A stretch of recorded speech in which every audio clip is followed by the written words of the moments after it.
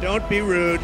You are fake news. And we had the most beautiful piece of chocolate cake that you've ever seen. Does that make sense? They will be met with fire and fury. This egregious display of hatred, bigotry, and violence on many sides. On many sides. We will have no choice but to totally destroy North Korea. It's got to be in tip-top shape. He is a sick puppy. You are fake news.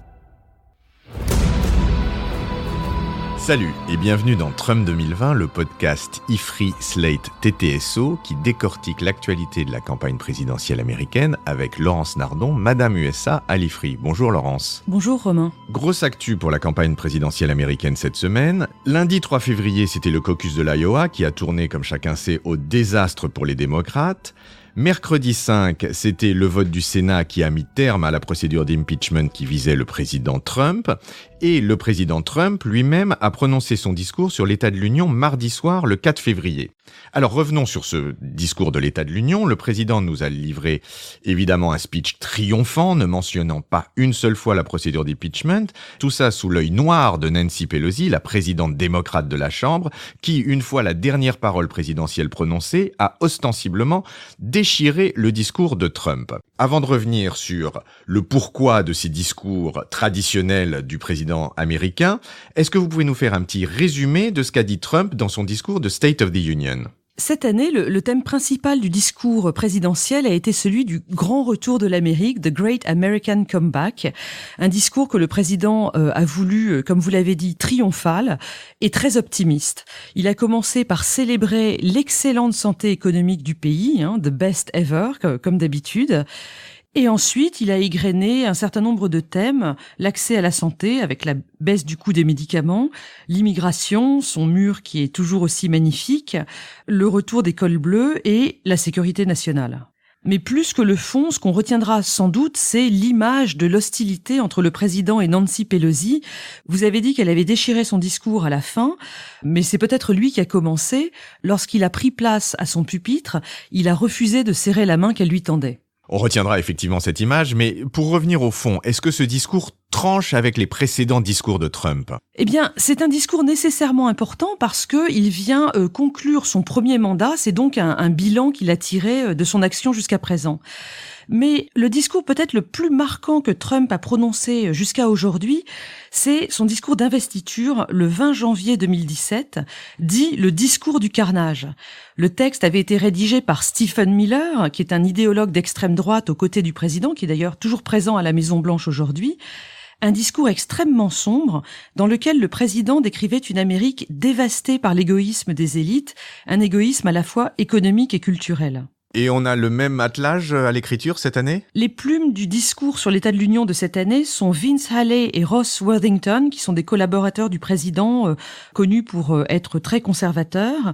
Mais le texte a été relu une fois encore par Stephen Miller, qui l'a donc certainement tiré dans le sens d'un populisme conservateur. Donc hier, on a eu le droit à un discours de campagne, mais est-ce que c'est ça la vocation du discours de l'Union ? Les discours sur l'état de l'Union, ou SOTU, comme disent les Américains, pour State of the Union, sont les discours prononcés chaque année par le président devant la Chambre des représentants et le Sénat réunis en congrès. C'est ce qu'on a vu hier soir.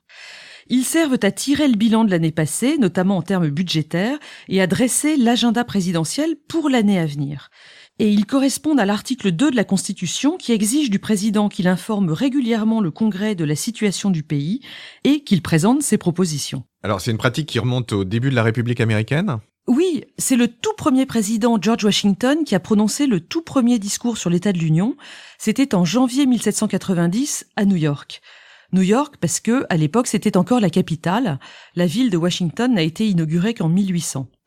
En 1801, le troisième président, qui était Thomas Jefferson, a cessé de prononcer lui-même le discours. C'est un fonctionnaire qui s'en est chargé à sa place. À ses yeux, cette pratique rappelait trop le discours du trône qui est prononcé chaque année par le souverain britannique. Et ça nous signale à quel point les États-Unis ont voulu se démarquer de leur puissance coloniale et de son modèle monarchique. Les discours sur l'état de l'Union ont donc été lus pendant quasiment tout le 19e siècle et en 1913, c'est Woodrow Wilson qui a recommencé à venir le prononcer lui-même. Le grand changement, c'est à partir des années 1920, lorsque ce discours s'est adressé directement à tous les Américains, grâce à la radio, puis à la télévision. Donc c'est devenu un événement important. Oui, c'est un événement important, en tout cas en termes de cérémonial. C'est un événement très formel, très solennel, et d'ailleurs depuis 2017, c'est l'un des rares moments où Trump se comporte de façon réellement présidentielle. Et puis, c'est l'une des rares occasions où les 3 branches du pouvoir sont réunies dans un même lieu. Tous les membres du Sénat et de la Chambre, on l'a dit, mais aussi le cabinet, c'est-à-dire le gouvernement avec les ministres et le vice-président, et puis les juges de la Cour suprême. Sans compter qu'il y a aussi certains représentants de l'état-major et du corps diplomatique. Pour le folklore, c'est parce que tous les membres importants de la République américaine sont réunis au même moment et au même endroit qu'on a pris l'habitude de désigner un survivant, designated survivor, c'est-à-dire un membre de l'exécutif qui reste à l'écart au cas où le Congrès serait attaqué pendant le discours. Alors cette pratique, qui a été renforcée après le 11 septembre, date en réalité des années 50, au plus fort de la guerre froide, lorsque les Américains craignaient une attaque nucléaire surprise. Vous qui savez tout, Laurence, vous savez qui c'était cette année, le Designated Survivor ? Eh bien, c'était David Bernard, qui est secrétaire à l'Intérieur des États-Unis, un poste qu'il ne faut pas confondre avec celui de ministre de l'Intérieur chez nous. C'est quelqu'un qui s'occupe plutôt de la gestion des terres fédérales. Bon, pas exactement Kiefer Sutherland alors. Mais revenons à ceux qui étaient dans la salle. D'autres invités à nous signaler, Laurence ? Oui, les présidents invitent toujours un certain nombre de gens avec des arrière-pensées politiques évidentes.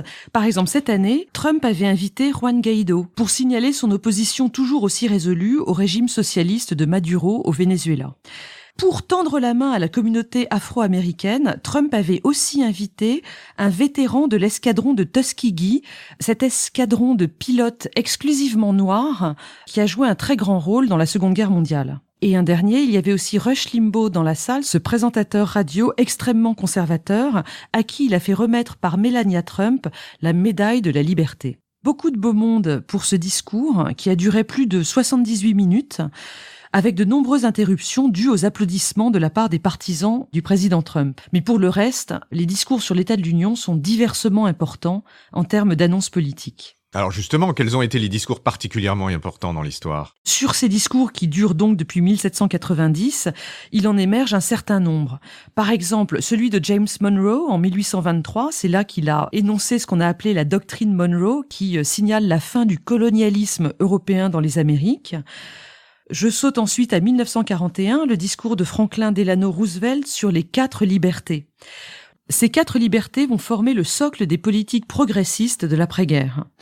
Un dernier, celui de 2002, du président Bush, dans lequel il désigne la Corée du Nord, l'Iran et l'Irak comme l'axe du mal, un discours qui a été d'ailleurs extrêmement controversé. Alors, vous dites controversé, mais est-ce qu'il y a une réponse possible au discours du président ? Oui, le parti d'opposition prévoit toujours un discours de réfutation, rebuttal, qui est plus court, qui est souvent donné depuis un studio de télévision et qui est prononcé par quelqu'un qu'on veut mettre en avant dans le parti.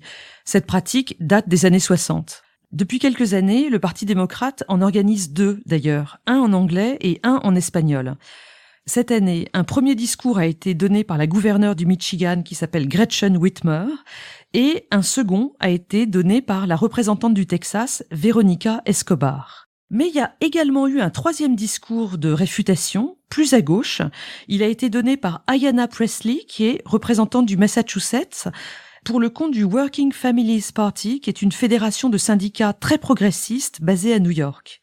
Je précise qu'Ayanna Pressley fait partie de l'Esquad, The Squad, ce groupe de 4 représentantes très à gauche à la Chambre dont nous avons déjà parlé ici. Alexandria Ocasio-Cortez et Ayanna Pressley en font partie.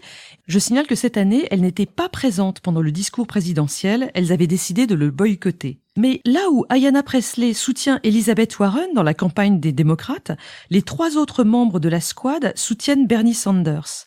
Alexandria Ocasio-Cortez, mais aussi Rashida Tlaib, la représentante du Michigan, qui a fait huer le nom d'Hillary Clinton lors d'un récent meeting de campagne. Ces 3 discours de réfutation venus du camp démocrate illustrent bien le millefeuille idéologique dans lequel il se trouve aujourd'hui. Ce millefeuille idéologique que nous allons continuer à disséquer avec vous, Laurence, pendant toute cette période de campagne présidentielle et de primaire américaine. Merci beaucoup et à la semaine prochaine. Merci Romain. Retrouvez Trump 2020 chaque semaine sur Slate, TTSO, Lifree et sur vos plateformes de podcast préférées.